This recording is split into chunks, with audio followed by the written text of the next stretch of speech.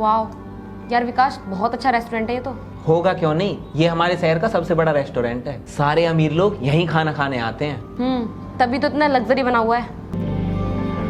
एक मिनट, वो देखना, राहुल राणा ही है ना ये, हमारा क्लासमेट जिसका सब मजाक बनाते थे। हाँ है तो वही, लेकिन ये यहाँ पे क्या कर रहा है? करेगा क्या, जरूरी यहाँ पे वेटर की जॉब करता होगा, क्योंकि इसकी इतनी औकात तो है नहीं कि इतने महंगे रेस्टोरेंट में खाना खाए। हाँ सही कह रही हो, वेटर ही होगा ये यहाँ पे। एक सेकंड, मैं बुलाती हूँ उसको, मजे लेंगे इससे। हाँ बुलाओ जल्दी, मजा आएगा। ओए वेटर, इधर सुन। कौन? मैं? हाँ तुझसे ही बोल रही हूँ, बहरा है क्या? अरे हनी, विकास, तुम कैसे हो यार? आज तो बहुत टाइम बाद मिले हो, कहाँ चले गए थे?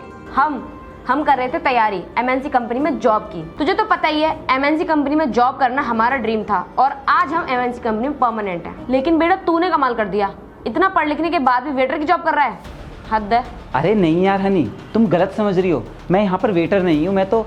अच्छा, वेटर नहीं है तो जरूर झाड़ू पोछे का काम करता होगा, क्योंकि इससे ज्यादा तेरी औकात तो है नहीं।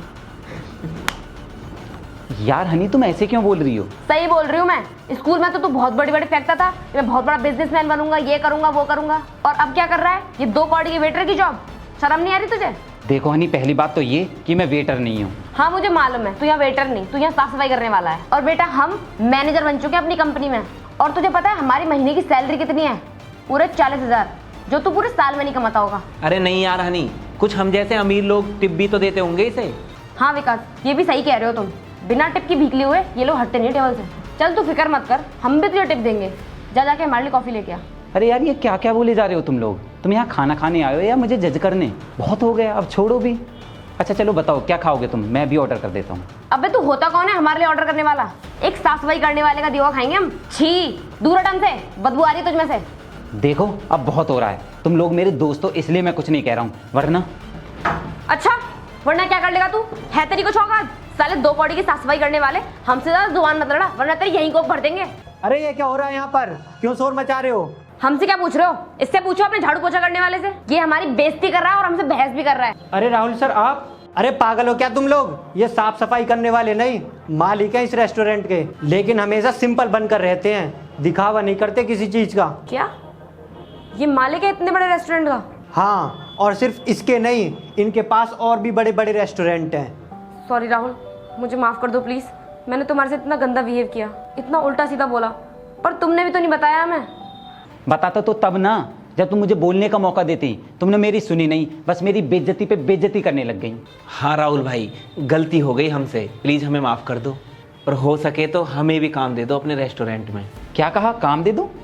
पर ये तो अभी बोल रही थी कि तुम लोग एमएनसी कंपनी में परमानेंट मैनेजर हो, 40,000 रुपये महीने के मिलते हैं तुम्हें। ये झूठ बोल रही थी राहुल भाई, आपको तो पता है ये फेंकने में कितनी तेज है, और आपको देखकर तो ये और भी ज़्यादा फेंकने लग गई। पर सच तो ये राहुल भाई, हमारी कहीं भी जॉब नहीं लगी, हम बेरोजगार घूम रहे हैं। हाँ राहुल, अगर तुम्हारे रेस्टोरेंट में कोई काम मिलता है तो दे दो प्लीज। देखो अभी तो कोई काम नहीं है मेरे रेस्टोरेंट में, लेकिन तुम लोग मेरे दोस्त हो, इसलिए मैं तुम्हें साफ सफाई का काम तो दे ही सकता हूँ, और तनख्वाह होगी पूरे 40,000। बोलो करोगी? हाँ राहुल, तुम जो भी काम दोगे मैं कर लूँगी, बस तुम मुझे काम पे रख लो प्लीज़। ठीक है तो आ जाना कल से। पर बेटा मेरी एक बात अब हमेशा याद रखना, कोई भी काम छोटा नहीं होता, इसलिए सभी की इज्जत किया करो, कभी काम से जज मत किया करो लोगों को। जी सर। ठीक है तो अब जाओ। Thank you Rahul sir.